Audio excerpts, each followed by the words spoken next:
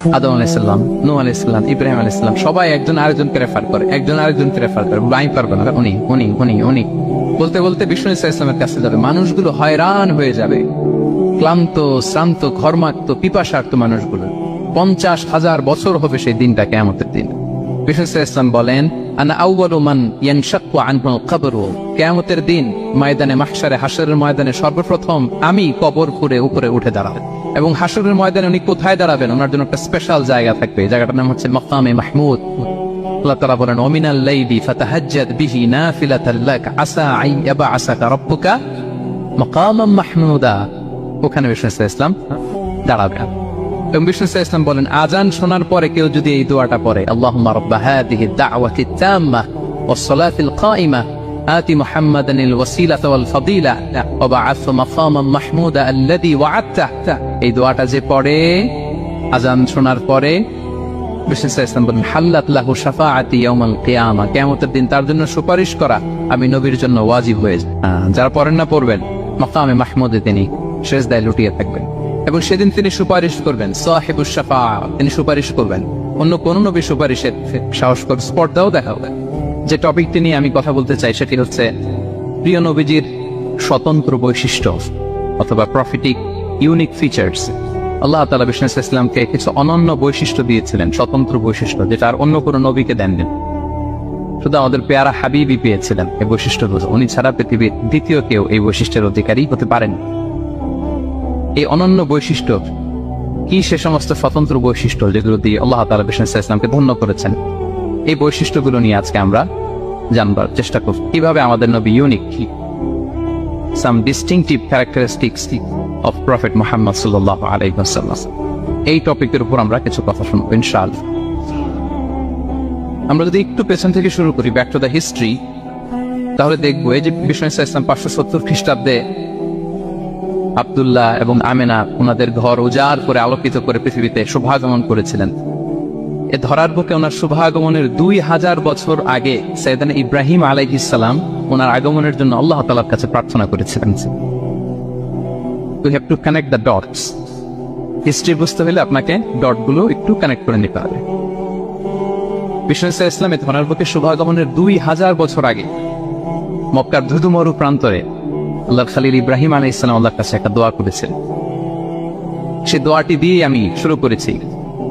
সূরাতুল বাকারার 129 নম্বর আয়াতে আল্লাহ তাআলা এই দোয়াটি, সাইয়েদনা ইব্রাহিম আলাইহিস সালামের দোয়াটি হুবহু কোট করেছেন। এই দোয়া করেছেন, রব্বানা ওয়াবআথ ফীহিম রাসূলাম মিনহুম ইয়াতলু আলাইহিম আয়াতিক ওয়া ইউআল্লিমুহুমুল কিতাবা ওয়াল হিকমাতা ওয়া ইউযাক্কিহিম ইন্নাকা আনতাল আজিজুল হাকীম। হে আমাদের রব, এই জনপদে তাদের মধ্য থেকে আপনি একজন রাসূল পাঠান, যিনি তাদেরকে আপনার আয়াত তেলাওয়াত করে শোনাবে, আপনার কিতাব শিক্ষা দিবে, প্রজ্ঞা শিক্ষা দিবে এবং তাদেরকে শুদ্ধাচারী বানাবে। এই দোয়াটা সাইয়েদনা ইব্রাহিম আলাইহিস সালাম করেছিলেন। আর এই দোয়ার বদৌলতে প্রায় 2000 বছর পরে এই ধরার বুকে বিষ্ণু ইসলামের আগমন। সুবহানাল্লাহ বিহামদিহি। এবং রাসূল সাল্লাল্লাহু আলাইহি ওয়াসাল্লাম প্রায় বলতেন, আনা দাওয়াতু আবি ইব্রাহিম, আমি আমার পিতা, আদি পিতা ইব্রাহিমের দোয়ার ফসল।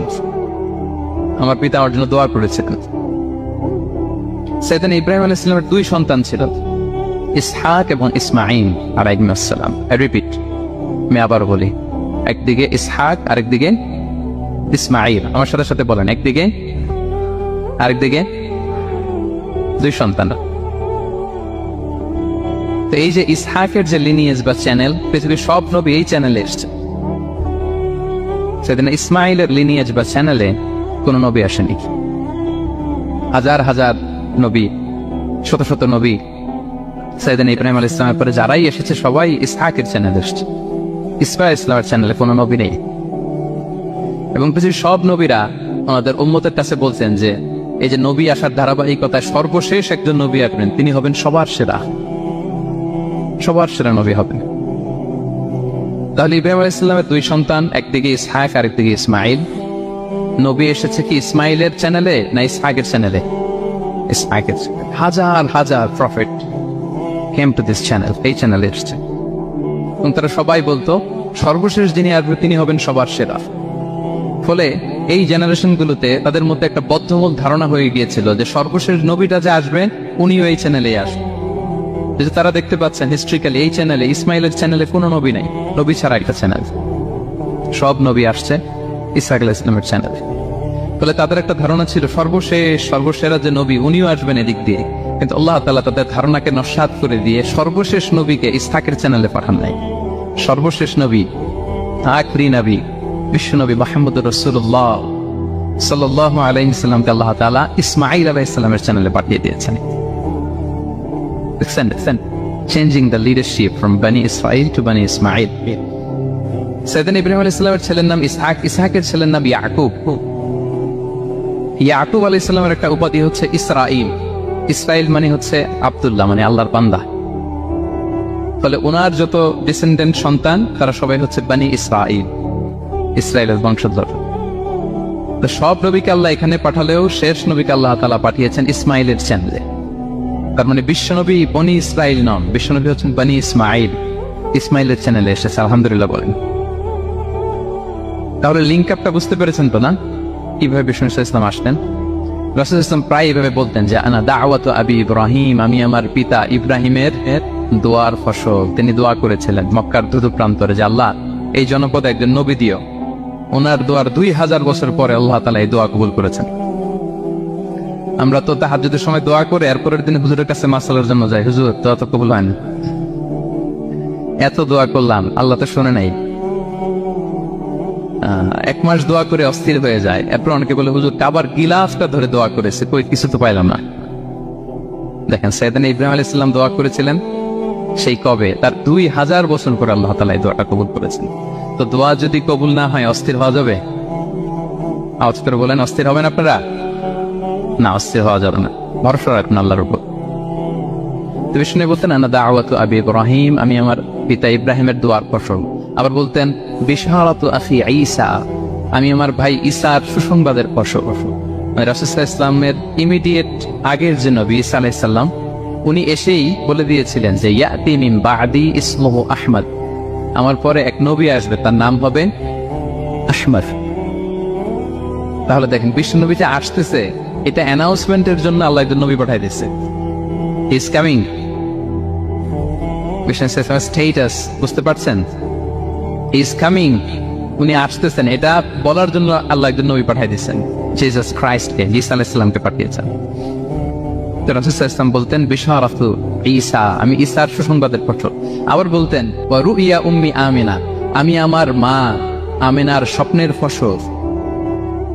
রাসূল সাল্লাল্লাহু আলাইহি ওয়াসাল্লামের মা আমিনা যখন কনসিভ করেছেন রাসূল সাল্লাল্লাহু আলাইহি ওয়াসাল্লামকে পেটে, তিনি মাঝে মাঝে স্বপ্নে দেখতেন যে ওনার পেট থেকে একটা আলো বের হয়ে পারস্য সিরিয়ার প্রাসাদগুলোর মধ্যে ঝলকানি দিচ্ছে।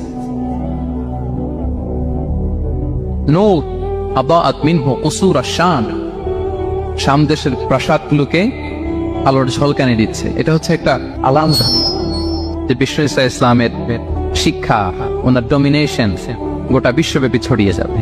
সুবহানাল্লাহ বিহামদিহি। তাহলে আমরা হিস্ট্রিটাকে কানেক্ট করে নিলাম। বিষ্ণু বলতেন আমি আমার পিতা ইব্রাহিমের দোয়ার ফসল, ঈসা আলাইহিস সালামের সুসংবাদের ফসল, আমার মা আমিনার স্বপ্নের ফসল। এবার সামনের দিকে যাই, কি কি স্বতন্ত্র বৈশিষ্ট্য দিয়ে আল্লাহ তাআলা বিষ্ণু ইসলামকে পৃথিবীতে পাঠিয়েছেন। প্রিয় ভাইরা, কোরআনে অনেক নবীর কথা আল্লাহ তাআলা বলেছেন এবং বিভিন্ন সময়ে বিভিন্ন নবীদেরকে আল্লাহ তাআলা নাম ধরে ডাক দিয়েছেন। কি ধরে? যেমন আদম আলাইহিস সালামকে আল্লাহ নাম ধরে ডাক দিয়েছেন, ইয়া আদম, এই আদম, ইয়া আদম উসকুন আনতা ওয়া যাওজুকাল জান্নাহ, হে আদম তুমি আর তোমার বউ জান্নাতে থাকুন, হে আদম, এই আদম। ডাক দিয়েছেন না? কথা বুঝতেছেন?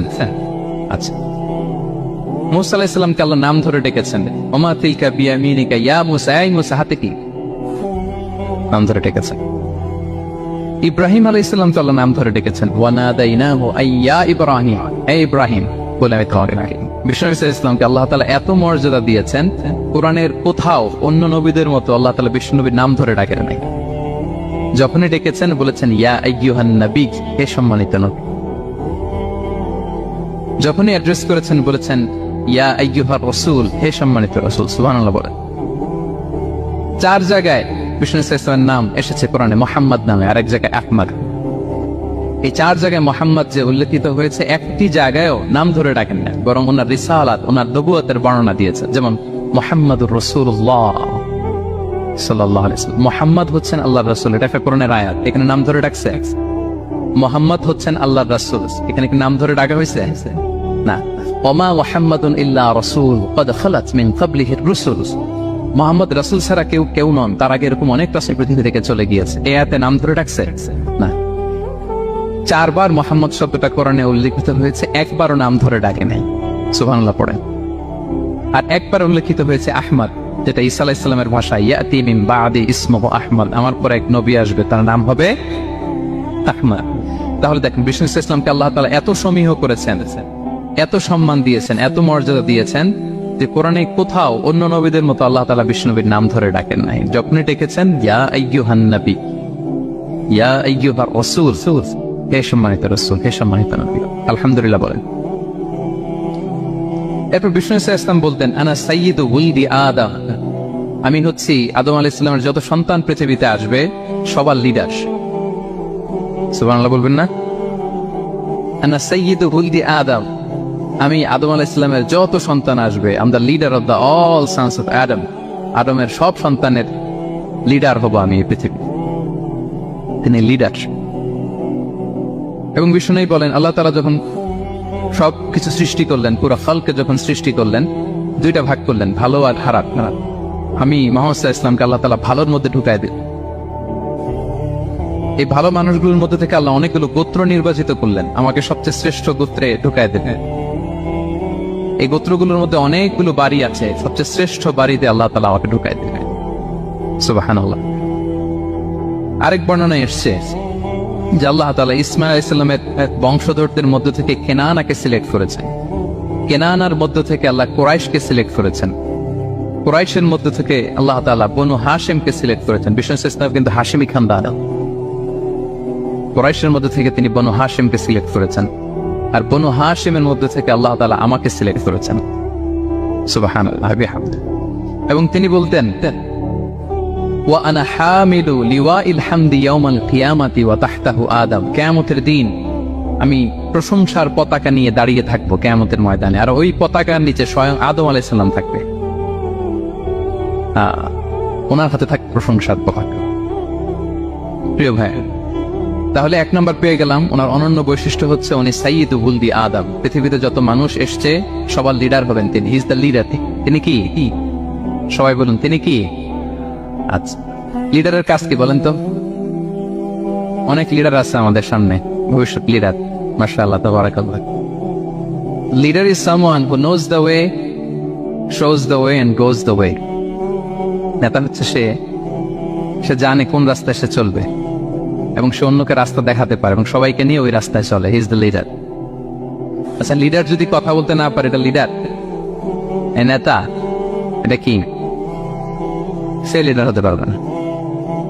নেতাকে বক্তব্য করতে জানতে হয়, স্পষ্ট ভাষায় কথা বলতে জানতে হয়, ঠিক কিনা বলেন? আমরা যদি দেখি যে রাসূল সাল্লাল্লাহু আলাইহি ওয়াসাল্লামের এই কোয়ালিটি ছিল কিনা, বক্তব্য দেওয়ার পারঙ্গমতা ছিল কিনা। ওনার রাসূল সাল্লাল্লাহু আলাইহি ওয়াসাল্লাম বলতেন উতিতু জাওয়ামিউল কালিম, আল্লাহ তাআলা আমাকে জাওয়ামিউল কালিম দিয়েছে। জাওয়ামিউল কালিম মানে কি? তিনি বলতেন কম, এটার অর্থ বেশি। কথা বলতেন 1-2 শব্দের, কিন্তু এটার যে দোতনা, এটার যে আবেদন, এটা মানুষের হৃদয়ে অনেক বড়, অনেক বেশি। সুবহানাল্লাহ। সে 1500 বছর আগে বলে গিয়েছেন, আজও আমরা শুনে অবাক হই, ঠিক কিনা বলেন? উতিতু জাওয়ামিউল কালিম, এটা বিষ্ণু ইসলামের একটা ইউনিকনেস, আর কাউকে আল্লাহ এটা দেন নাই। অল্প বলতেন, মানুষের হৃদয়ে টাচ করে ফেলতেন। সুবহানাল্লাহ। তিনি ছিলেন সর্বমর্ম বাচনভঙ্গির অধিকারী। যা বলতেন concise in wording but comprehensive in meaning. শব্দে এটা ছোট, কম, কিন্তু ভেরি কম্প্রিহেন্সিভ। বোঝায়, ব্যাখ্যা, এক্সপ্লেনেশন এটার অনেক বেশি। Very precise and clear. যা বলতেন প্রিসাইজ এন্ড ক্লিয়ার।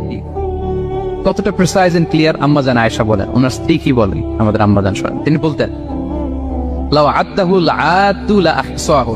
বিষ্ণু ইসলাম এত প্রিসাইজ এন্ড ক্লিয়ার বক্তব্য দিতেন, কেউ যদি গুনতে চাইতো দেখি কয়টা বাক্য বলছে, গুনা যেত। কেউ যদি গুনতে চাইতেন এখানে কয়টা শব্দ ছিল, তাও গুনা যেত। ওনার বক্তব্যে কয়টা বাক্য, কয়টা শব্দ, এটা গুনা যেত, কারণ ছোট বক্তব্য দিতেন। আমরা তো লম্বা চড়া বক্তব্য না দিলে হয় না। অল্পতে শেষ করলে বলে হুজুর কি বললেন, ওয়াজ তো করলেন না। অল্পতে শেষ করলে বলে মন ভরে নাই, আর একটু বলে। বিষ্ণু ইসলাম বলেন কিয়ামতের আলামত হচ্ছে খুতাবুকুম তাওয়িলা ওয়া সালাওয়াতুকুম কাসীরা, কিয়ামতের আগে তোমাদের বক্তব্য লম্বা হয়ে যাবে, নামাজ খাটো হয়ে যাবে। নামাজ খাটো, বক্তব্য লম্বা না, বক্তব্য হইতে হবে ভেরি প্রিসাইজ এন্ড ক্লিয়ার। তাহলে আমরা যেন আয়েশা বলেন এত সুন্দর প্রিসাইজ এন্ড ক্লিয়ার বক্তব্য দিতেন, গুনতে চাইলে গুনা যেত। কি কি বলেছেন? সুবহানাল্লাহ বলি সবাই। আবার তিনি বলতেন ইয়াতাকাল্লামু বিকালামিন বাইয়িন ফাসল, খুব সুস্পষ্ট কথা বলতেন বিষ্ণু ইসলাম। ইয়াতাহাফফাযুহু মান জালাসা ইলাইহি, এত স্পষ্ট আশেপাশে যারা শুনতো সহজেই মুখস্থ করে ফেলতে পারতেন। যে সাহাবারা এত হাদিস বর্ণনা করেছে কিভাবে? কারণ ভেরি প্রিসাইজ এন্ড ক্লিয়ার, শুনলেই মুখস্থ হয়েছে। আমরা নবীর এত হাদিস বলতে পারি কিভাবে? Very precise and clear. কারো কথা তো মনে থাকে না, ওনার কথা মনে থাকে কি করে? ভেরি প্রিসাইজ এন্ড ক্লিয়ার, শুনলে মনে রাখা যায়। আবার গুরুত্বপূর্ণ কথা 3 বার বলতেন। কয়বার? 3 বার। একবার তিনি বলতেছেন তাকওয়া হাহুনা, হাহুনা, তাকওয়া আছে এখানে, এখানে, এখানে। আমরা তো তাকওয়া বানাই ফেলছি এখানে, তাকওয়া বানাই ফেলছি জুব্বার ভিতরে, এই টুপির ভিতরে, তসবির ভিতরে বানাই ফেলছি তাকওয়া, তাই না? কিন্তু বিষ্ণু ইসলাম কি বলেছেন দেখেন, তিনি বলেন তাকওয়া হাহুনা, তাকওয়া থাকে কোথায়? হৃদয়ে। ওয়ায়ুশিরু ইলা সাদরিহি সালাসা মাররাত, 3 বার ইঙ্গিত করেছেন। হ্যাঁ, দাড়ি, টুপি, জুব্বা, তাসবিহ অনেক গুরুত্বপূর্ণ অনুষঙ্গ ইসলামের, কিন্তু আসল তাকওয়া থাকে কোথায়? হৃদয়। তাহলে এটা গুরুত্বপূর্ণ কথা, 3 বার ইঙ্গিত করেছেন। কয়বার? তাহলে এটা হচ্ছে বিষ্ণু ইসলামের একটা ইউনিকনেস। কথা বলতেন কম, এটার দোচনা, এটার আবেদন মানুষের হৃদয়ে ছাপিয়ে যেত। জাওয়ামিউল কালিম, বিষ্ণু বলেন আল্লাহ তাআলা আমাকে জাওয়ামিউল কালিম দিয়েছে, আমি বলি কম কিন্তু এটার মিনিং অনেক স্ট্রং। বিষ্ণু ইসলাম আবার বলেছেন যে নুসিরতু বির-রু'বি মাসিরাতা শাহফা, আল্লাহ তাআলা আমাকে ভয় দিয়ে সাহায্য করেছেন। কি দিয়ে? ভয় দিয়ে। রাসূল সাল্লাল্লাহু আলাইহি ওয়াসাল্লাম যেখানে থাকতেন তার ডানে বায়ে সামনে পেছনে 1 মাসের ডিস্টেন্সের ভেতরে যদি কোনো শত্রু থাকতো রাসূল সাল্লাল্লাহু আলাইহি ওয়াসাল্লামের ভয়ে ওর অন্তরে ধুকধুকানি শুরু হয়ে যেত, ত্রাসের কম্পন শুরু হয়ে যেত। 1 মাস রাসূল সাল্লাল্লাহু আলাইহি ওয়াসাল্লাম এখানে পৌঁছতে লাগবে কয় মাস? এত দূরে থাকতো, নবী সাল্লাল্লাহু আলাইহি ওয়াসাল্লামের কোনো শত্রু যদি থাকতো ডানে বায়ে, রাসূল সাল্লাল্লাহু আলাইহি ওয়াসাল্লামের ভয়ে তাদের হৃদয়ে ত্রাসের কম্পন শুরু হতো। সুবহানাল্লাহ বলেন। বিষ্ণু ইসলামের ইউনিকনেস, এটা আল্লাহ কাউকে দেন। ওনার আরেকটা ইউনিকনেস হচ্ছে উনি খাতামুন নবিয়্যিন, সর্বশেষ নবী। আওয়াজ করে বলেন বিশ্ব নবীর পরে আর কোন নবী আসবে? মা কানা মুহাম্মাদুন আবা আহাদিন মির রিজালিকুম ওয়ালাকিন রাসূলুল্লাহি ওয়া খাতামুন নবিয়্যিন, ইজ দ্য লাস্ট মেসেঞ্জার। ওনাকে ছাড়া নবুয়তি পূর্ণতা পায় না। সব নবীকে দিয়ে যদি ধরেন প্রত্যেকটা নবীকে আমরা একটা মুক্তোর দানার সাথে তুলনা করি, মুক্তোর দানা, এটা দিয়ে একটা মালা বানানো হবে, সেক্ষেত্রে বিষ্ণু ইসলাম হচ্ছেন সর্বশেষ মুক্তোর দানা, যেটা না লাগালে মালাটাই হয় না। প্রত্যেক নবী যদি একটা মুক্তোর দানা হয়, এটা দিয়ে যদি একটা মালা গাঁথি আমরা, সর্বশেষ মুক্তোর দানাটা হচ্ছে বিষ্ণু ইসলাম। এটা ছাড়া মালা পূর্ণতা পায় না। ওনার মাধ্যমে the door of prophecy is closed. আর কোন নবী আসবেন না। তিনি বলতেন লা নাবিয়্যা বা'দি ওয়ালা রাসূল, আমার পরে কোনো নবীও নাই, কোনো রাসূলও নাই। তবে লাউ কানা বা'দি নাবিয়্যুন লাকানা উমর, আমার পরে নবী হওয়ার যোগ্যতা যদি কারো থাকে, আমার ওমরের সেই যোগ্যতা আছে। এখন যদি কেউ দাবি করে আমি নবী, কি করবেন? সহিহ মুসলিমের বর্ণনায় খুব চমৎকার একটা উপমা বিষ্ণু ইসলাম দিয়েছেন। সেটা বলেছেন আমার আর আমার আগের নবীদের দৃষ্টান্ত হচ্ছে এরকম একটা প্রাসাদের ন্যায়। খুব চমৎকার একটা লোক একটা প্রাসাদ বানিয়েছে, এত চমৎকার, চোখ ধাঁধানো, আই ক্যাচিং আছে। যেই এই প্রাসাদটা দেখে সবাই অবাক হয়, এত সুন্দর প্রাসাদ। এই প্রাসাদে খুব ধরার মতো কিছু নেই একটা জায়গা ছাড়া, সেটা হচ্ছে প্রাসাদের কোন একটা দেয়ালে গাঁথনিতে একটা ইট দেয়া হয় না, সামহাউ মিসিং, একটা ইটের টুকরা মিসিং। বলে বাইরে থেকে ঠান্ডা বাতাস ঢুকে একটু অসুন্দর লাগে। সবাই প্রাসাদটা ভিজিট করে বলে এত সুন্দর প্রাসাদ, কোনো ভুল হয় না, শুধু একটা জায়গায় ছাড়া, এই একটা ইট পড়ে না এখানে। এটা দিলে পুরো প্রাসাদটা পূর্ণ হয়ে যেত। ইটকে আরবিতে বলে লাবিনা। বিষ্ণু ইসলাম বলেন আনাল লাবিনা, আমি হচ্ছি সেই নবুয়তির প্রাসাদের ইট, আমাকে না দিয়ে নবুয়তের প্রাসাদই পূর্ণতা পায় না। আনাল লাবিনা, ওইখানে আমাকে সেট করে দিলেই নবুয়তের প্রাসাদ পূর্ণতা পেয়ে যায়। আল্লাহু আকবার বলেন। তিনি সবার জন্য নবী হয়ে এসেছেন, সবার জন্য। অন্য কোন নবীর ক্ষেত্রে এটা প্রযোজ্য না। আদম আলাইহিস সালাম সবার জন্য নবী হয়ে আসছেন, সবাই বলুন। ইব্রাহিম আলাইহিস সালাম সবার নবী, মুসা আলাইহিস সালাম সবার নবী, বিষ্ণু ইসলাম তিনি সবার নবী। আল্লাহ তাআলা বলেন ওমা আরসালনাকা ইল্লা কাফাতান লিন-নাসি বাশীরাও ওয়া নাযীরা। নবী হে, গোটা মানব মণ্ডলীর জন্য আমি আপনাকে রাসূল করে প্রেরণ করেছিলাম। আপনি জান্নাতের সুসংবাদ দিবেন, জাহান্নাম থেকে ভীতি প্রদর্শন করবেন। তাহলে মেসেঞ্জার ফর এন্টায়ার ম্যানকাইন্ড। ওনার নবুয়তের কোনো বাউন্ডারি নাই, আছে? আওয়াজ করে বলুন, আছে? বনী ইসরায়েলের অনেক নবীর এমন ছিল, এদিকে এক নবী, উনি আবার অন্য জায়গায় দাওয়াত দিতে পারবেন, উনি এখানেই দিবে। আবার পাশের আরেক লোকেশনে আল্লাহ আরেক নবী পাঠাইছেন, ওনার কাজ ওইখানে। তাইলে এই নবীর এক বাউন্ডারি, ওই নবীর। কোরআনে এই কথা এসেছে, যেমন ইব্রাহিম আলাইহিস সালাম, লূত আলাইহিস সালাম চাচা ভাতিজা, সমসাময়িক নবী। ইব্রাহিম আলাইহিস সালামের একটা জায়গা ছিল দাওয়াত দেওয়ার, আর পাশে জর্ডানে লূত আলাইহিস সালামের একটা দাওয়াতি এরিয়া ছিল। তার মানে এক একজনের লোকেশন বা বাউন্ডারি আলাদা। বিষ্ণু ইসলামের তো এরকম বাউন্ডারি আছে না? আছে না, ফর দ্য এন্টায়ার গ্লোব, সবার জন্য। তিনি সাদা মানুষেরও নবী, কালো মানুষেরও নবী, তিনি আরবদেরও নবী, অনারবদেরও নবী, নারীর জন্য নবী, পুরুষের জন্য, শিশুর জন্য, বৃদ্ধের জন্য, বিকলাঙ্গের জন্য, সবার জন্য তাকে রাসূল করে প্রেরণ করেছে। কে? তাহলে সবার জন্য তিনি নবী, মানুষের জন্য, for the mankind, for the জিনকাইন্ড, for the animal kind, সবার জন্য তিনি রাসূল হয়ে পৃথিবীতে প্রেরিত হয়েছেন। আল্লাহ তাআলা অন্য আয়াতে বলেন, ওয়া মা আরসালনাকা ইল্লা রাহমাতাল লিল আলামিন, I have sent you as a mercy for the entire universe. নবী, গোটা বিশ্বের সবার জন্য আপনাকে আমি রহমত করে প্রেরণ করেছি, সবার জন্য, মাছের জন্য, গাছের জন্য, পাহাড়ের জন্য। তিনি শুধু আমাদেরই নবী নন, সবার নবী তিনি। এমনকি পশু পাখি বিষ্ণু ইসলামকে দেখে চিনতে পারতেন। একবার এক আনসারি সাহাবীর খেজুর বাগানে বিষ্ণু ইসলাম ঢুকলেন। এক উট এসে কাঁদতে লাগলো বিষ্ণু ইসলামের কাছে, বিষ্ণু নবী আদর করে দিলেন। কানে কানে কি যেন বললো, বিষ্ণু ইসলাম সাহাবাদের বললেন, তোমরা জানো সে কি বলেছে? সে বলেছে যে তার মনিব তাকে দিয়ে কাজ করায় অনেক, কিন্তু খাবার দেয় না। বিষ্ণু ইসলামকে সে চিনতে পেরেছে, বিষ্ণু ইসলামের কাছে এসে অভিযোগ দিয়েছে। এবং তিনি যখন নবী হবেন ভাব 6 মাস আগ দিয়ে, নবী হওয়ার আগে দিয়ে কিছু কিছু ঘটনা ঘটতো। তো বিষ্ণু ইসলাম বলেন, আমি প্রায় যখন মক্কার উপত্যকার পাশ দিয়ে যেতাম, বিভিন্ন পাথরের মধ্যে থেকে আমি আওয়াজ শুনতাম, আসসালামু আলাইকা ইয়া রাসূলুল্লাহ। মদিনায় অবস্থানরত অবস্থায় বিষ্ণু ইসলাম বলেছেন যে এখন যদি আবার মক্কায় যেতে পারতাম, তোমাদেরকে পাথরটা দেখাতে পারতাম। আমি পাহাড়ের পাশ দিয়ে যখন যেতাম, পাথর থেকে আওয়াজ আসতো, আসসালামু আলাইকা ইয়া রাসূলুল্লাহ। তার মানে পাথর নবীকে চিনতো কি চিনতো না? বলেন। তাহলে প্রাণী চিনেছে নবীকে, পাথর চিনেছেন, গাছ নবীকে চিনতে।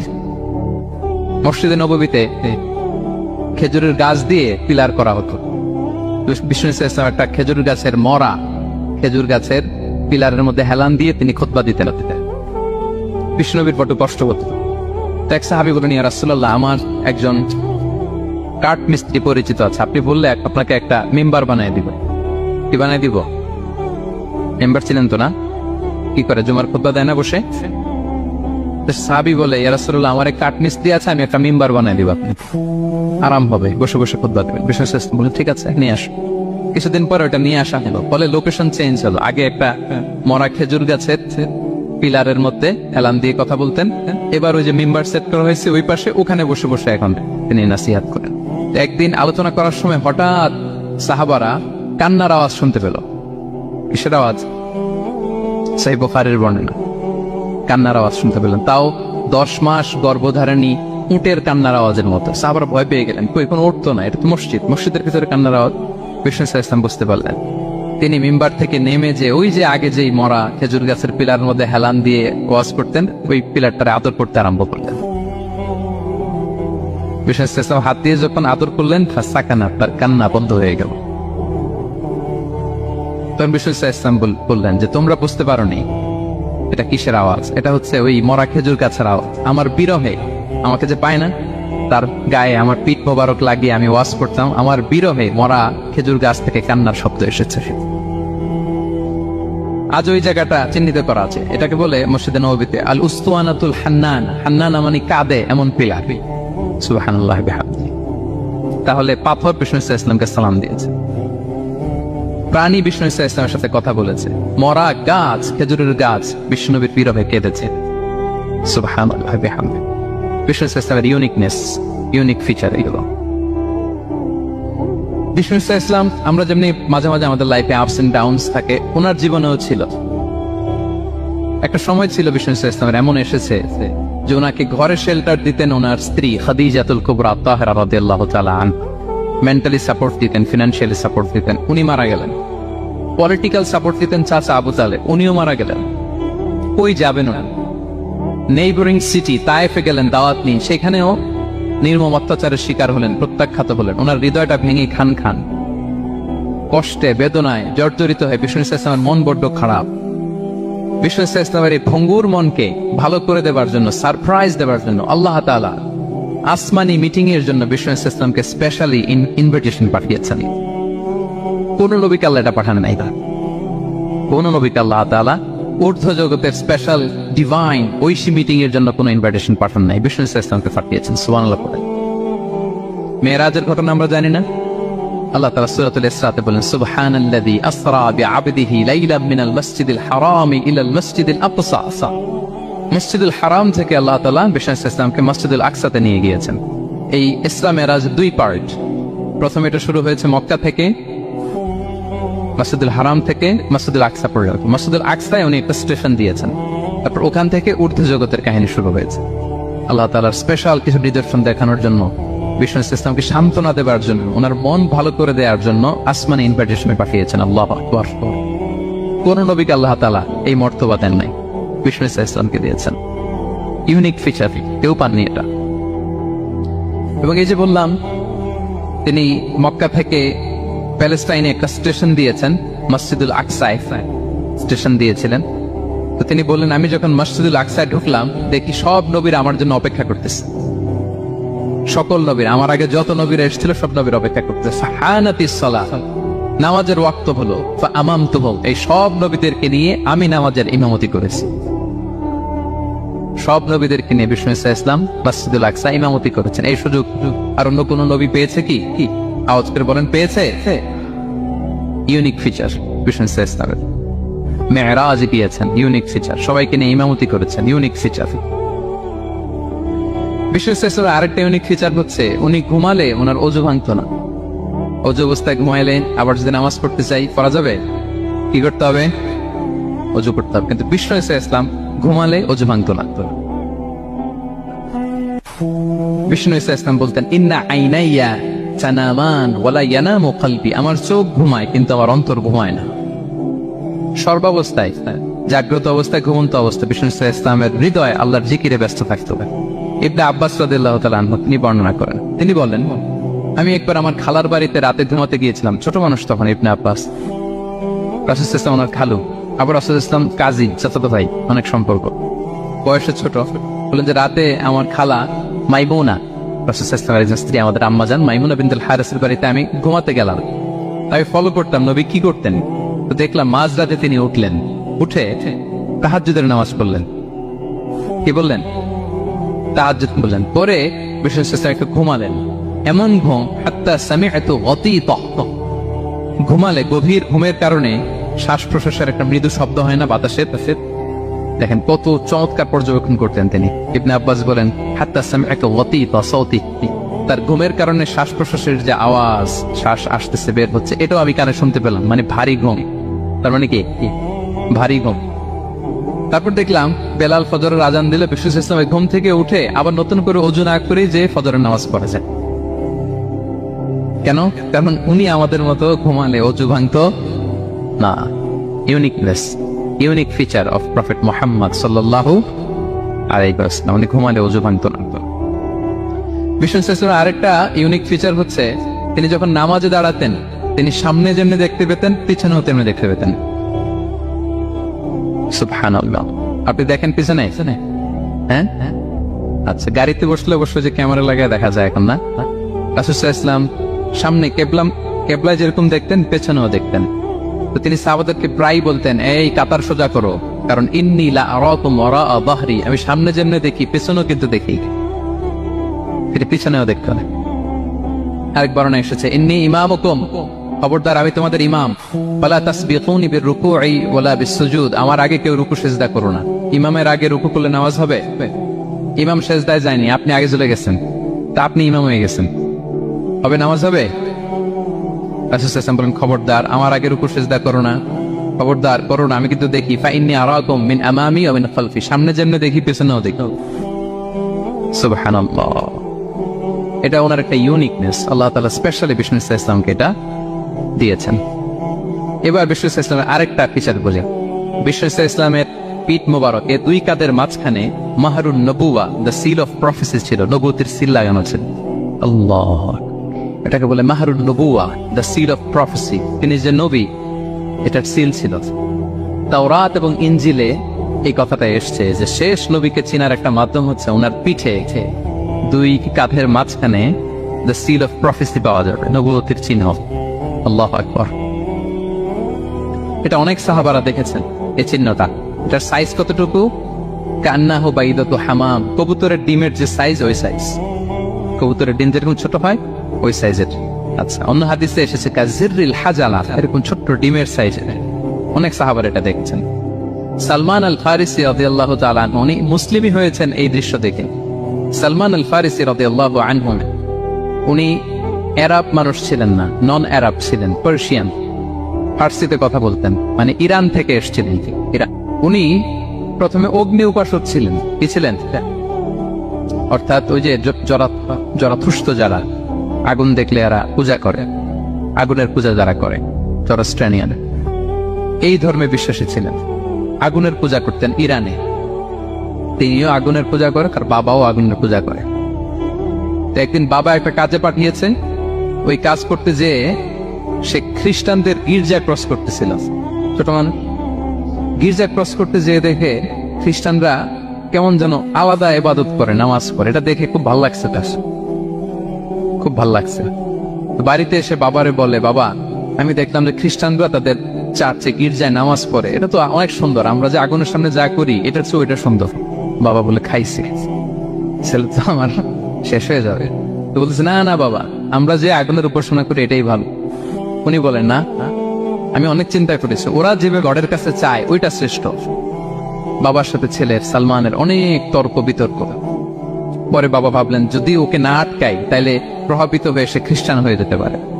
তো ঝগড়া তর্ক বিতর্ক শেষে তার পিতা তাকে শেকলবন্দি করলো। কি করলো? পায়ে শেকল লাগায় রাখছে। কিন্তু ছেলে তো মনে মনে খ্রিস্ট ধর্মের প্রতি আকৃষ্ট হয়ে গেছে। তো ওই খ্রিস্টানরা তার সাথে লুকিয়ে যোগাযোগ করতো। সালমান খ্রিস্টানদেরকে বলল যে তোমাদের খ্রিস্টান ধর্মের উৎপত্তি কোথায়? বলে সিরিয়া। বলতেছে এখান থেকে কোনো কাফেলা সিরিয়া যাবে না? বলতেছে হ্যাঁ, মিশনারি ওয়ার্কে একটা কাফেলা আসতে যাবে। বলতেছে যেদিন যাবে আমাকে বলবে। তো যেদিন যাবে তাকে এসে বলা হয়েছে তার বাবা নাই, সে শিকল ভেঙে শিকল সহ কাফেলার সাথে যে জড়িত হয়েছে। দেখেন বিশ্বাস, আদর্শ মানুষকে কিভাবে উজ্জীবিত করে। উনি চলে গেলেন সিরিয়াতে। সিরিয়াতে যে এক পাদ্রীর হাতে বায়াত হলেন, কিন্তু এই পাদ্রীটা ছিল ভণ্ড। সে খ্রিস্টানদের দান সৎকার নিয়ে গরিবদের না দিয়ে নিজেই খেয়ে ফেলতো। বেচারা বললো বিপদে যে হায় রে, এত সুন্দর ধর্ম রে কারাপ্টেড করতেছে সে। পরে এই পাদ্রী যখন মারা গেল, সালমান সে আরেক পাদ্রীর কাছে গেল। ওই পাদ্রী আবার অনেক ভাবে খুবই ইবাদত করে। তো ওই পাদ্রী কিছুদিন থাকার পর ওই পাদ্রীও মারা গেল। ওই মারা যাওয়ার আগে সে জিজ্ঞেস করতেছিল যে পাদ্রী, এই বর্তমান পৃথিবীতে সবচেয়ে ভালো খ্রিস্টান পাদ্রী কে? বলতেছে আর কেউ নাই। যদি ভালো খ্রিস্টান পাদ্রী তোমাকে পেতে হয়, জানতে হয়, তোমাকে ইরাকের মোসেল শহরে যেতে হবে। এবার মোসেলে যে সে আরেক খ্রিস্টান পাদ্রীর কাছে থাকলো। কিছুদিন পরে ওই পাদ্রীও মারা গেল। মৃত্যুর আগে তাকে জিজ্ঞেস করছিল যে পাদ্রী আপনি বলেন তো আপনার পরে শ্রেষ্ঠ পাদ্রী কে আছে পৃথিবীতে? সে বলতেছে আমার পরে শ্রেষ্ঠ কোনো পাদ্রী আর পৃথিবীতে নাই, খ্রিস্টান ধর্ম শেষ হয়ে গিয়েছে, নাই। তবে জেনে রেখো, শেষ জামানার নবী আসার সময় ঘনিয়ে এসছে। তিনি যে এলাকায় আসবে, এলাকাটা চারদিকে পাহাড় বেষ্টিত থাকবে, চারদিকে থাকবে পাহাড়, খেজুরের বাগান, মরুদ্যান। তাকে চেনার আলামত আছে। কি আছে? আলামত আছে। 1 নম্বর আলামত হচ্ছে ওই শেষ নবীকে দানের খাবার দিলে তিনি খায় না, কিন্তু উপহার দিলে সে নেয়, খায়। আর তার পিঠে 2 কাঁধের মাঝখানে একটা নবুয়তির মোহর আছে। যদি পারো তার কাছে যে বায়াত করো। সালমান আল ফারিসি পাগল হয়ে গেছে ওনার সন্ধান পাওয়ার জন্য। কিভাবে যাবে কিভাবে যাবে। তো উনি কিছু ছাগল পালতেন। একটা কাফেলা তিনি পেলেন, যে কাফেলা আরব কাফেলা, বনু কালবের কাফেলা আরব দেশে যাচ্ছে। তাদের সাথে তিনি চুক্তি করলেন যে আমার যত ছাগল আছে এই ছাগলগুলো তোমাদের দিয়ে দিও, তোমরা কি ওই এলাকায় আমাকে পৌঁছে দিবা? তারা বললেন হ্যাঁ পৌঁছে দিব। সব ছাগল দিয়ে দিলেন, রওনা হইলেন ওই এলাকায়। মাঝপথে তারা তার সাথে জুলুম করলো, অন্যায় আচরণ করলো, তাকে দাস হিসেবে বিক্রি করে দিল ইহুদিদের কাছে। ওয়াদি আল কোরআন নামে একটা জায়গা আছে, ওখানকার এক ইহুদির কাছে বিক্রি করে দিল। সে ইহুদির কাছে দাস হিসেবে থাকতে আরম্ভ করল। অনেকদিন পরে মদিনার পূর্ব নাম কি দেখি কে বলতে পারে? হ্যাঁ মাশাআল্লাহ, তো মদিনার পূর্ব নাম হচ্ছে ইয়াসরিব। তো ইয়াসরিবের এক ইহুদি, বনু কুরাইজার ইহুদি, সে আসছে ওয়াদি আল কোরাতে তার কাজিনের কাছে। এসে দেখে নতুন এক দাস পাইছে, বলছে আমি কিনবো, তুমি কিনতে চাও? তার কাছে বিক্রি করে দিল। তখন ইয়াসরিবের ওই ইহুদি বনু কুরাইজার সালমান আল ফারিসিকে নিয়ে ইয়াসরিবে চলে গেল। সুবহানাল্লাহ। মদিনার আগের নাম কি? বিশেষ মক্কা থেকে হিজরত করে কিছুদিন পরে কই যাবেন? সত্যের অনুসন্ধানে যদি আপনি হন, সত্য আপনি পাবেনই, সত্যের কাছে আপনি পৌঁছাবেন, এতে কোনো সন্দেহ নাই। দেখেন বিষ্ণু ইসলাম ওই এলাকায় আসবেন, আসার আগে আল্লাহ তাআলা সালমানকে নিয়ে ওখানে পৌঁছাই দিচ্ছে। তিনি ওখানে থাকলেন, দীর্ঘদিন থাকলেন, খেজুর বাগানে তিনি কাজ করেন আর অপেক্ষা করেন যে কবে বিষ্ণু ইসলাম আসবে। একদিন তিনি খেজুর গাছের উপরে কাজ করতেছেন, হঠাৎ ইহুদিরা বলা বলি করতেছে আজকে ওই মক্কা থেকে কোন এক লোক নাকি আসছে কুবাপল্লীতে, সবাই বলে সে নাকি নবী, সবাই বলে সে নাকি। এই কথা শুনে উনি খুশিতে ওই খেজুর গাছ থেকে ধপাস করে নিচে পড়ছে। নিচে পড়ে মালিককে বলতেছে কে আসছে কে আসছে। এই কথা শুনে মালিক দেগে মেগে তাকে মারতে আরম্ভ করলো, যে তোমার জেনে কি লাভ, যাও এখান থেকে। তার মানে সুবহানাল্লাহ, সালমান আল ফারিসি তিনি জেনে গেলেন যে বিষ্ণু ইসলামের আগমন ঘটেছে। আপনারা জানেন যে হিজরতের যে রুটটা, বিষ্ণু ইসলাম সরাসরি ইয়াসরিবে বা মদিনায় না ঢুকে প্রথমে কুবাতে ঢুকেছিলেন, কুবা পল্লীতে কিছুদিন ছিলেন, মসজিদে কুবা নির্মাণ করেছেন। তো তিনি তো সত্যের সন্ধানী হয়ে পাগল, আল্লাহর কাছে সবসময় দোয়া করতেন, আল্লাহ সেই আখির জামানার নবীর সন্ধান যেন আমি পাই। সালমান আল ফারিসি রাদিয়াল্লাহু তাআলা আনহু, ওই যে তার পাদ্রীর শিখিয়ে দেয়া যে আলামত, তিনি দেখলেন ঠিকই তো ইয়াসরিবের দুই দিকে হাররা আছে, মানে পাহাড় বেষ্টিত, আবার খেজুরের বাগান আছে। এবার তিনটা যে আলামত দিয়েছিল, ওই আলামত চেক করার জন্য কিছু খেজুর নিয়ে কুবায় চলে গেলেন। কুবায় যেয়ে দেখেন বিষ্ণু ইসলাম সাহাবাদের নিয়ে বসা।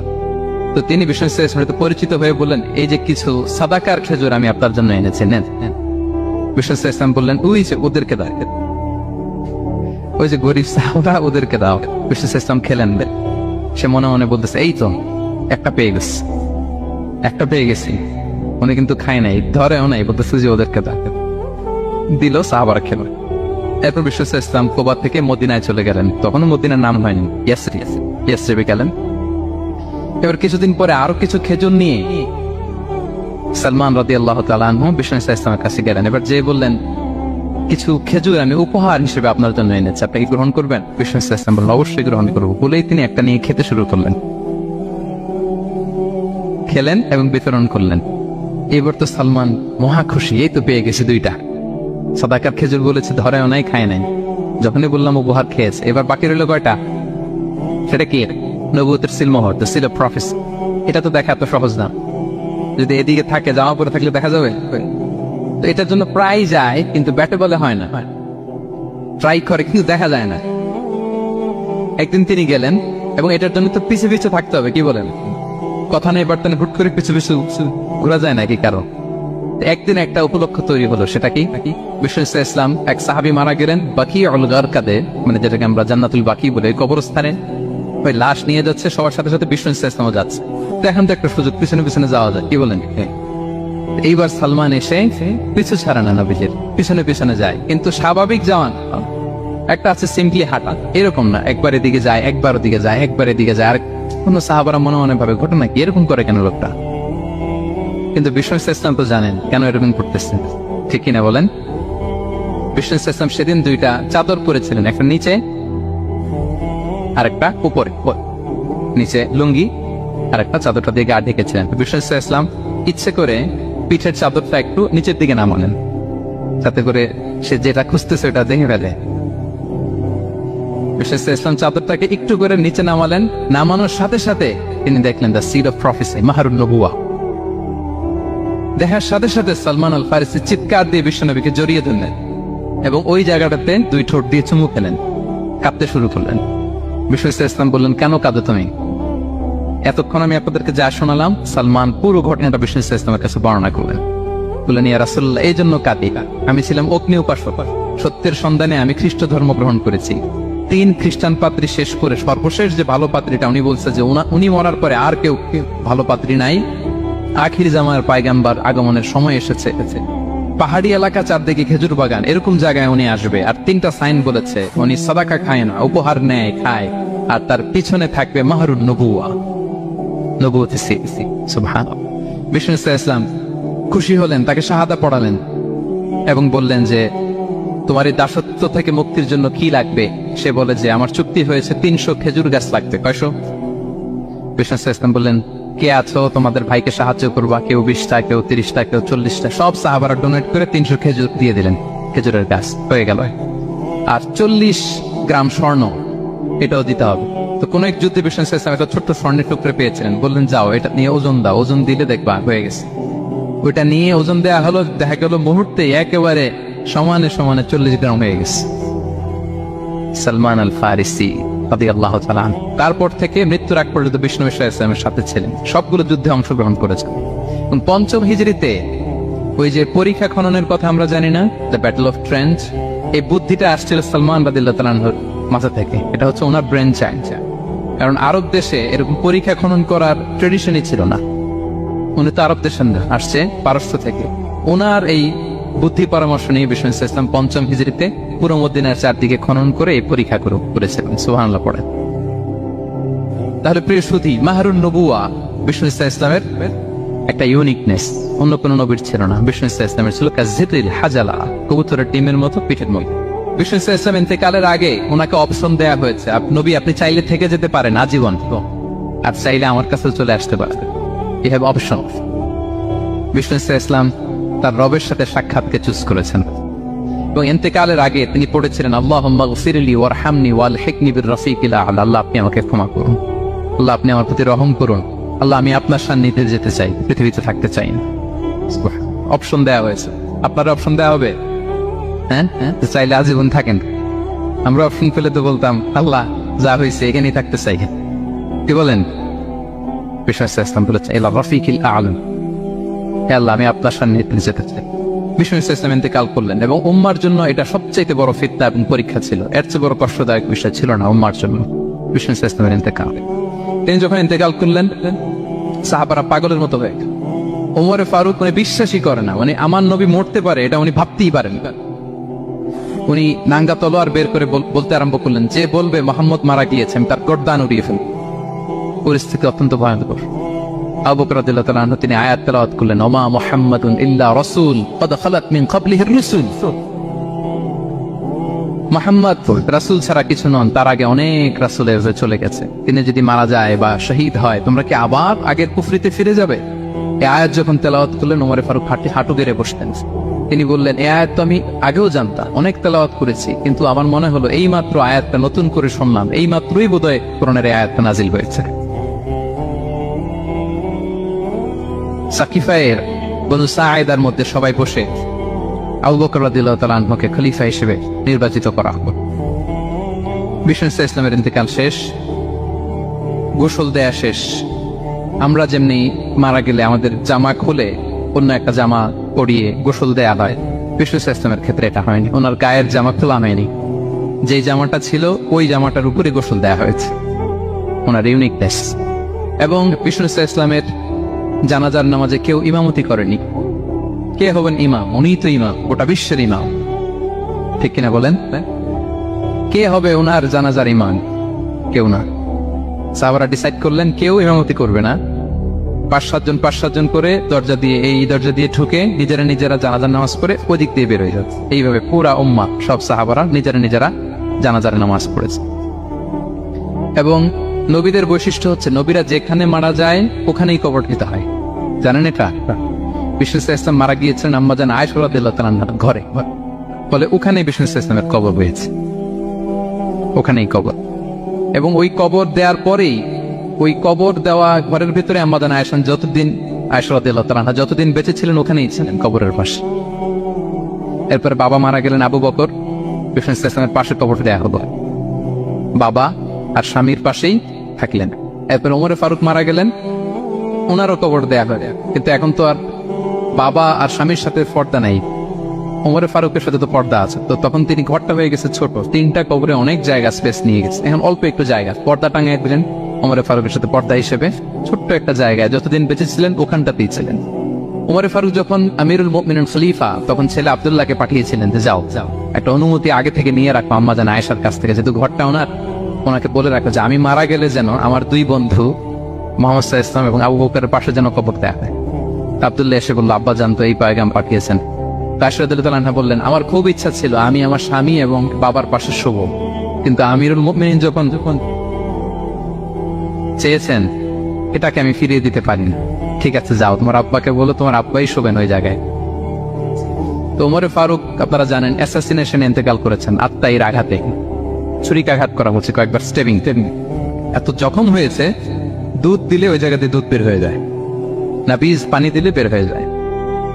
তো সবাই বলল আমিরুল মুমিনিন আপনি এবার ওসিয়ত করেন, কে হবে আপনার পরে লিডারশিপ, কে নিবে, ইসলাম উম্মাত অনেক বড় হয়ে গেছে।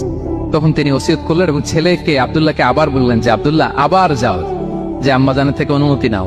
বলছে অনুমতি না নিলাম আর অনেক আগে, উনি তো বলছে আপনি মারা গেলে ওখানেই শোবেন, বলতেছে না তখন আমি আমিরুল মুমিনিন ছিলাম, এখন তো কিছুক্ষণ পরেই মারা যাবে, এমন হতে পারে আমার ভয়ে বা লজ্জায় তখন অনুমতি দিচ্ছে, এখন আর দিবেন, আবার যাও। আবার গেল, আয়েশা রাদিয়াল্লাহু আনহা বললেন না এখন আমি আগের কথার উপরে আছে, তোমার আব্বাই সেখানে শো। সুবহান। ওমরে ফারুক ওখানে শুলেন, তখন তিনি পর্দা আরম্ভ করলেন আম্মা জান আয়েশা। তাহলে রাসূল সাল্লাল্লাহু আলাইহি ওয়াসাল্লামের কবরটা হচ্ছে আম্মা জান আয়েশা রাদিয়াল্লাহু আনহার ঘরের ভেতরেই। আপনারা মসজিদে নববী যারা ভিজিট করেছেন তারা জানেন যে আপনারা যখন কিবলামুখী হয়ে নামাজ পড়েন, বাম দিকে বিষ্ণু সাল্লাল্লাহু আলাইহি ওয়াসাল্লামের কবর, সেখানে রাসূল সাল্লাল্লাহু আলাইহি ওয়াসাল্লামের পাশে আবু বকর এবং ওমর ফারুক রাদিয়াল্লাহু তাআলা আনহুমা শুয়ে আছেন। রাসূল সাল্লাল্লাহু আলাইহি ওয়াসাল্লামের কবর থেকে মিম্বার পর্যন্ত এই পুরো জায়গাটা রাউদাতুম মিন রিয়াদিল জান্নাহ, দুনিয়ার বুকে জান্নাতের একটা টুকরা। তো আম্মা জান আয়েশা বলতেন যে আমাকে আল্লাহ এমন কিছু দিয়েছেন যেটা অন্য নারীকে দেননি। কি কি? 1 নাম্বার, আমি হচ্ছে একমাত্র বিষ্ণু সাল্লাল্লাহু আলাইহি ওয়াসাল্লামের কুমারী স্ত্রী। আয়েশা রাদিয়াল্লাহু তাআলা আনহা ছাড়া আর যত স্ত্রী ছিলেন সবাই ছিলেন বিধবা, তিনি একমাত্র কুমারী স্ত্রী। তিনি এবং রাসূল সাল্লাল্লাহু আলাইহি ওয়াসাল্লাম যখন শীতের রাতে একই কম্বলের নিচে রাত্রি যাপন করতেন তখনও কোরআনের আয়াত নাযিল হতো। আম্মা জান আয়েশা বলেন আমার চরিত্রের উপর কালিমা লেপন করতে চেয়েছিল মদিনার মুনাফিকেরা, আমার পবিত্রতা বর্ণনা করে সূরা আহজাবে আল্লাহ তাআলা কোরআনের আয়াত নাযিল করেছিল। আমার ঘরের মধ্যে বিষ্ণু সাল্লাল্লাহু আলাইহি ওয়াসাল্লামের কবর এবং আমার কোলে মাথা রেখে বিষ্ণু সাল্লাল্লাহু আলাইহি ওয়াসাল্লাম শেষ নিঃশ্বাস ত্যাগ করেছিল। অন্য কোন নারীকে, কোন স্ত্রীকে আল্লাহ তাআলা এই সৌভাগ্য দেন নাই। আল্লাহু আকবার। তাই বিষ্ণু সাল্লাল্লাহু আলাইহি ওয়াসাল্লামের একটা ইউনিকনেস হচ্ছে কেউ ওনার জানাজার নামাজের ইমামতি করেন নাই, কেউ করেননি, আলাদা আলাদা ভাবে একটা নামাজ। উনি ওনার কবরে এখনো জীবিত অবস্থায় আছেন, হায়াতুন নবী। তবে আমরা এখন যেরকম জীবিত এরকম নয়, বারজাকি জগতের জীবিত। তিনি ইন্তেকাল করেছেন, মৃত্যুবরণ করেছেন নিঃসন্দেহে, তিনি বারজাকি জগতে চলে গিয়েছেন, কিন্তু সেই জগতে তিনি জীবিত। আমরা যখন নবী সাল্লাল্লাহু আলাইহি ওয়াসাল্লামকে সালাম দেই, দুরূদ পাঠ করি, বিষ্ণু সাল্লাল্লাহু আলাইহি ওয়াসাল্লাম কবর থেকে ওই সালামের উত্তর দেন। আল্লাহ তাআলা ওনার রূহটাকে ফিরিয়ে দেন, উত্তর দেন। সাহাবারা বললেন ইয়া রাসূলুল্লাহ কিভাবে আপনি উত্তর দেন, আপনার দেহ মাটি খেয়ে ফেলবে না?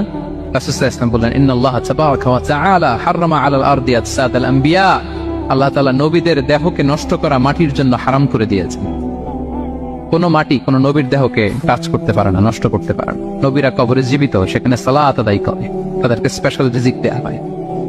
এটাকেই বলা হয় হায়াতুন নবী, তিনি বারজাকি জগতে জীবিত।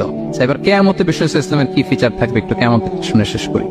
বিষ্ণু সাল্লাল্লাহু আলাইহি ওয়াসাল্লাম বলেন আনা আউয়ালু মান ইয়ানশাক্কু আনহুল কবরু, কিয়ামতের দিন ময়দানে মাহশারে, হাশরের ময়দানে সর্বপ্রথম আমি কবর ফুঁড়ে উপরে উঠে দাঁড়াবো। কে উঠে দাঁড়াবে? বিষ্ণু সাল্লাল্লাহু আলাইহি ওয়াসাল্লাম সর্বপ্রথম কবর ফুঁড়ে উনি উঠে দাঁড়ান। এবং হাশরের ময়দানে উনি কোথায় দাঁড়াবেন? ওনার জন্য একটা স্পেশাল জায়গা থাকবে, জায়গাটার নাম হচ্ছে মাকামে মাহমুদ। জায়গাটার নাম কি? মাকামে মাহমুদ। ওইখানে বিষ্ণু সাল্লাল্লাহু আলাইহি ওয়াসাল্লাম মাকামে মাহমুদে দাঁড়াবেন। আল্লাহ তাআলা বলেন ওমিনাল লাইলি ফাতাহাজ্জাদ বিহি নাফিলাতাল লাক আসা আই ইয়াবআসাকা রাব্বুকা মাকামান মাহমুদা। ওখানে বিষ্ণু সাল্লাল্লাহু আলাইহি ওয়াসাল্লাম দাঁড়াবেন। এবং বিষ্ণু সাল্লাল্লাহু আলাইহি ওয়াসাল্লাম বলেন আযান শোনার পরে কেউ যদি এই দোয়াটা পড়ে আল্লাহুম্মা রাব্বা হাযিহি দাওয়াতি তাম্মা ওয়াস সালাতিল কাইমা آتِ محمدا الوسيلة والفضيلة وبعث مقاما محمودا الذي وعدته।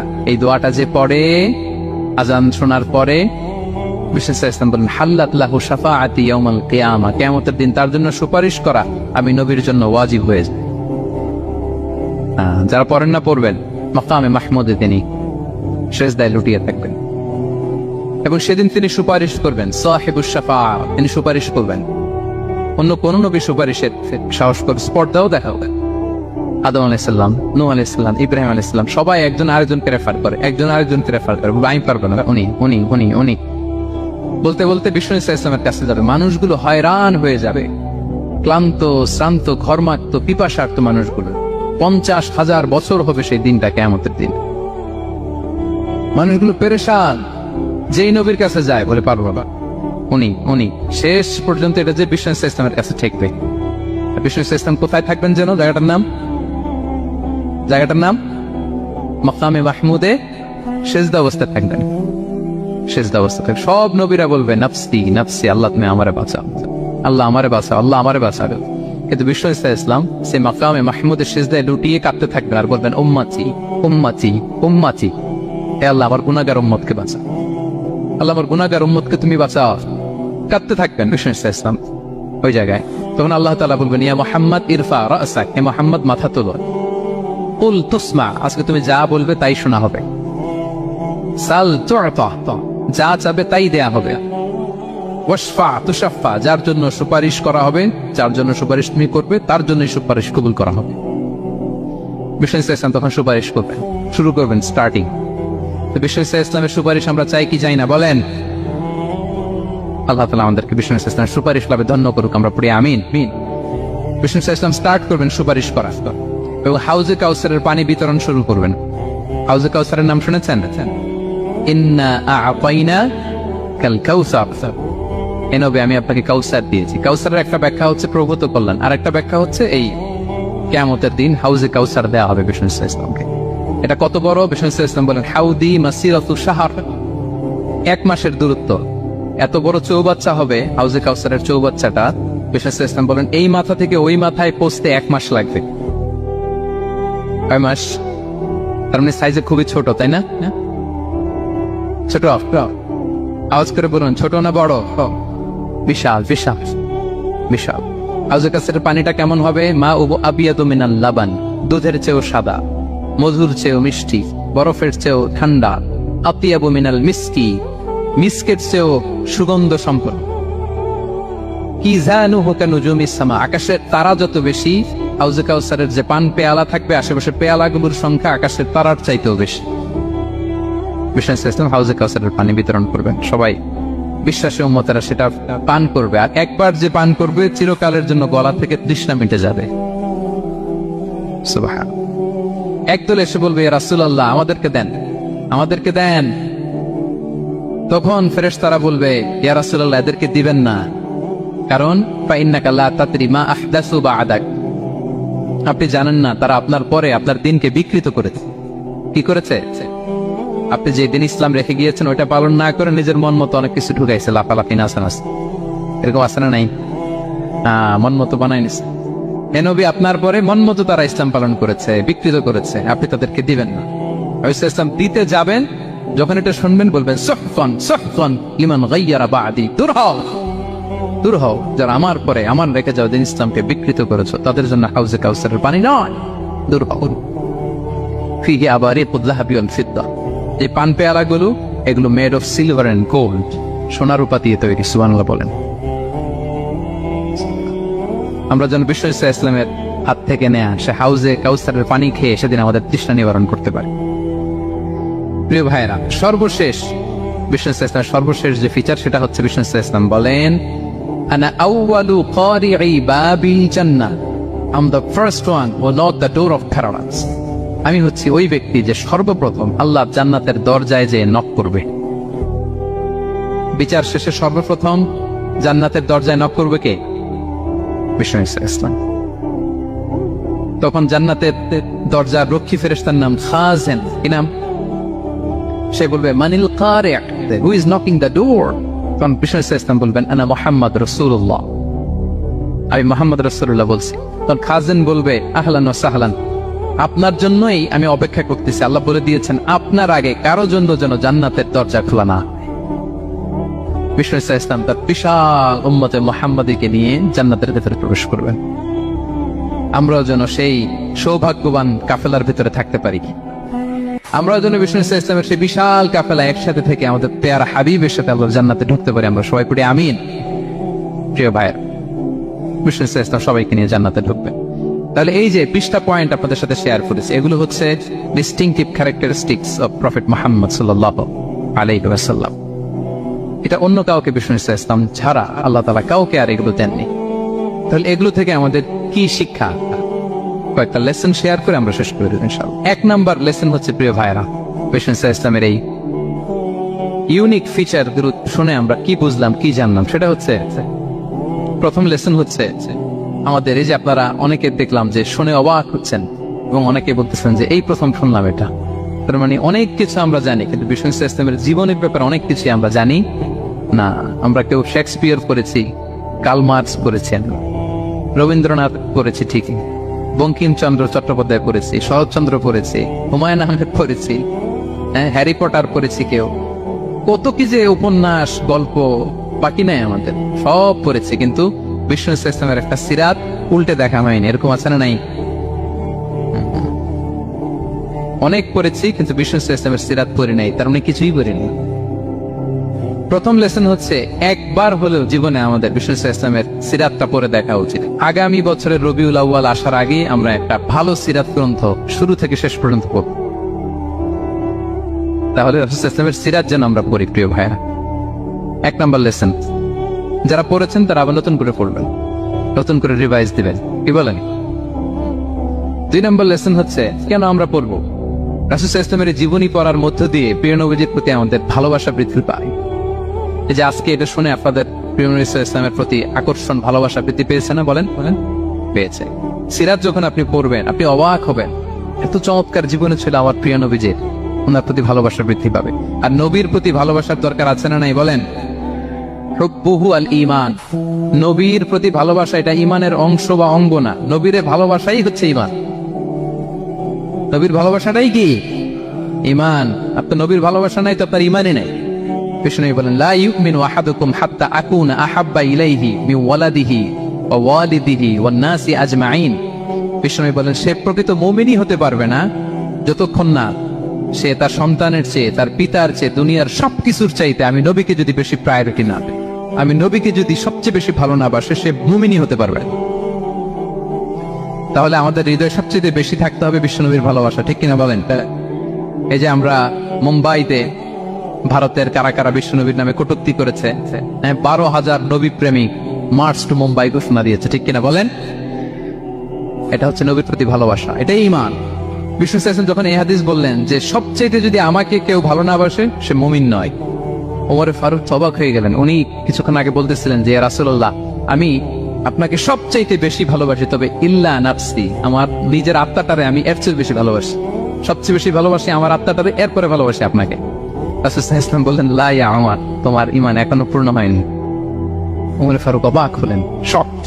উনি বললেন এতে যদি আমার ঈমানই পূর্ণ না হয়, যার কারণে আমি আখিরাত চিনলাম, জান্নাত চিনলাম, আল্লাহর পরিচয় পেলাম, তিনি তো আমার কাছে সবচেয়ে বেশি প্রিয়। মুহূর্তেই তিনি দ্ব্যর্থহীন কণ্ঠে ঘোষণা করলেন যে ইয়া রাসূলুল্লাহ, ঠিক এই মুহূর্ত থেকে দুনিয়ার সবকিছু, এমনকি আমার নিজের জানের চাইতেও, আত্মার চাইতেও আমি আপনাকে বেশি ভালোবাসি। বিশ্বনবী বললেন, সেই বুখারীর বর্ণনা, আল আন ইয়া উমর, ওমর এখন কামুলা ঈমানুক, এই মাত্র তোমার ঈমানটা পরিপূর্ণ হয়েছে। তাহলে আপনি যদি সিরাত পড়েন আপনার ঈমান পূর্ণ হবে, ঈমানের পূর্ণতা প্রাপ্তি হবে। 3 নম্বর লেসন হচ্ছে সিরাত পড়লে যে লাভ।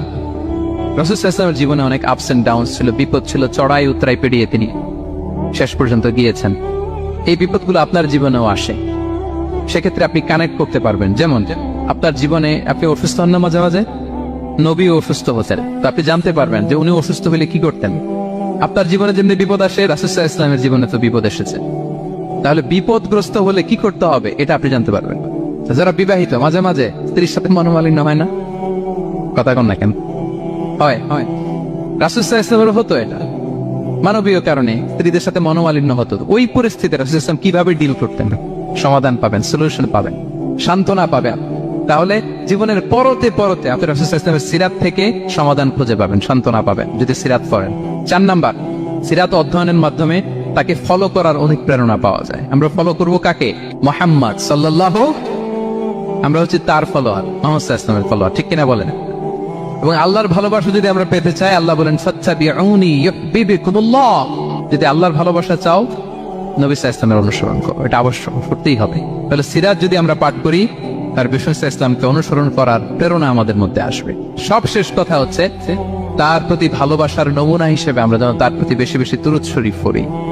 আল্লাহুম্মা সাল্লি ওয়া সাল্লিম ওয়া বারিক আলাইহি সাল্লাল্লাহু আলাইহি ওয়া সাল্লাম। আল্লাহুম্মা সাল্লি আলা মুহাম্মদ ওয়া আলা আলি মুহাম্মদ كما صليت على إبراهيم وعلى آل إبراهيم إنك حميد مجيد. اللهم بارك على محمد وعلى آل محمد كما باركت على إبراهيم وعلى آل إبراهيم إنك حميد مجيد. পারেন না এগুলো আপনারা? যে যেটা পারেন বেশি বেশি দুরূদ পড়বেন। দুরূদ এটা এমন ইবাদত, এই ইবাদত আল্লাহ নিজেও করে, ফেরেশতাদেরও করতে বলে, আমাদেরও করতে বলে। ইন্নাল্লাহা ওয়া মালাইকাতাহু ইউসাল্লুনা আলান নবী। আল্লাহ এবং ফেরেশতা ওনারাও রাসূল সাল্লাল্লাহু আলাইহি ওয়াসাল্লামের উপর দুরূদ পাঠায়।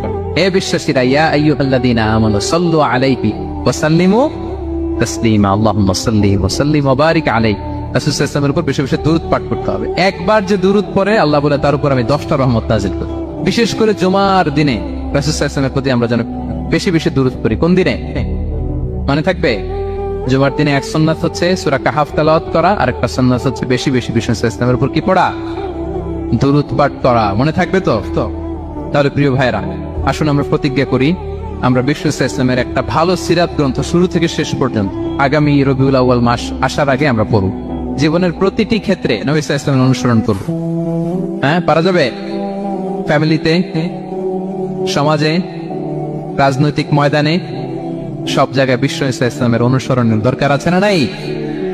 তাকেই অনুসরণ করতে হবে। এক মা প্রশ্ন করছে, তোরে এতদিন আমি লালন পালন করে বড় করলাম, জীবন যৌবন তোর জন্য শেষ করলাম, আজকে বউ পাইয়া বউ তোর আপন হয়ে গেল। এবার ছেলে উত্তর দিচ্ছে, মা, আমার মুখ থেকে মা ডাক শোনার জন্য তুমি কি কষ্টটাই না করছো জীবনে। 10 মাস আমারে পেটে ধারণ করলা, খাইতে পারো নাই, বমি করছো, খালি ওষুধ খাইছো, তোমার পেট কেটে আমারে বের করা হয়েছে, 2 বছর আমারে দুধ খাওয়াইছো, পেশাব পায়খানা পরিষ্কার করেছো। বয়স যখন 3-4 তখন তোমার আমি মা ডাকছি। এই মা ডাকটা শোনার জন্য তুমি এত কষ্ট করছো, আর আরেকবারের মাইয়া এই ঘরে আইসাই তোমার মা ডাকা শুরু করছো। যেই মেয়েটা তোমারে মা ডাকে সে আমার আপন হবে না কেন মা?